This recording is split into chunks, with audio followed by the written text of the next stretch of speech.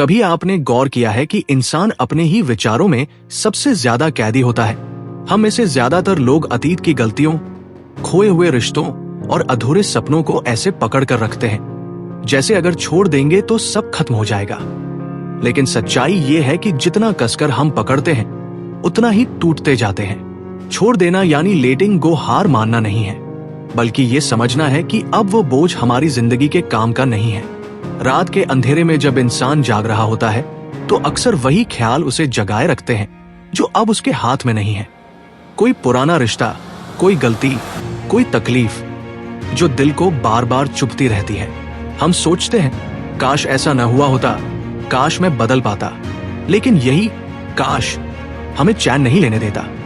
यही ओवरथिंकिंग है, यानी दिमाग का बार बार वही पुराने पन्ने पलटना। निक ट्रेंटन ने अपनी किताब में साफ लिखा है कि छोड़ना असल में आजादी की कला है।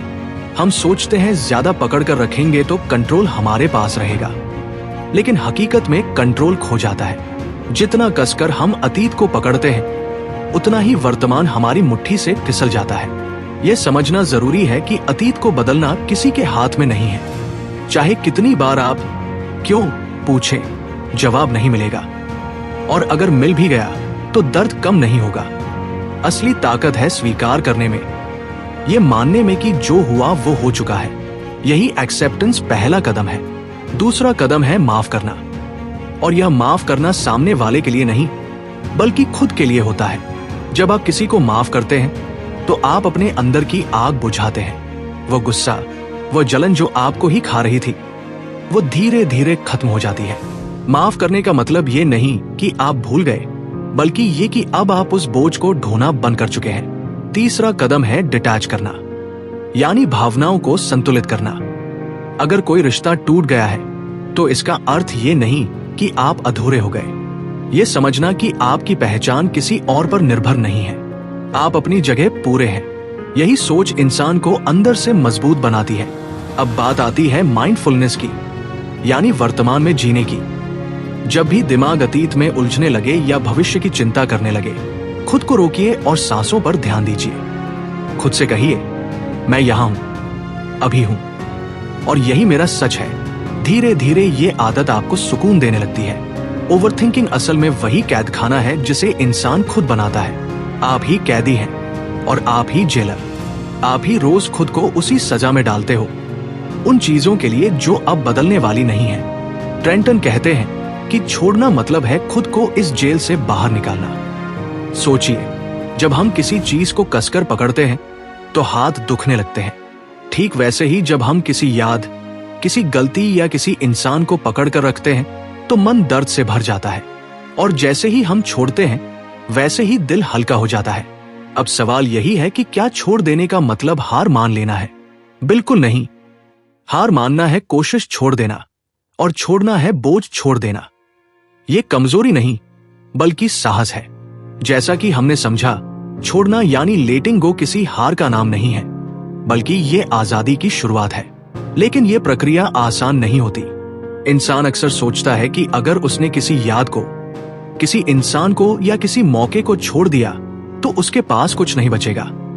सच तो यह है कि छोड़ने के बाद ही असली जगह बनती है, नई शुरुआत, नए रिश्तों और नई उम्मीदों के लिए।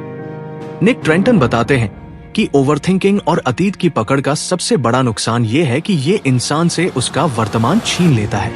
हम दिन रात उसी में उलझे रहते हैं जो पहले ही हो चुका है, या फिर उस चीज की चिंता में जीते हैं जो अभी आई ही नहीं। लेकिन जीवन असल में केवल इस पल में है। जब हम वर्तमान को खो देते हैं तो जीवन की असली सुंदरता खो देते हैं। छोड़ना सीखने के लिए पहला अभ्यास है अवेयरनेस, जागरूकता।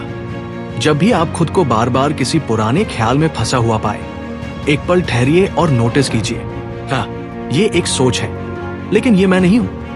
ये छोटा सा फर्क बहुत बड़ा असर डालता है। आप ये समझने लगते हैं कि आपके विचार आपसे अलग हैं।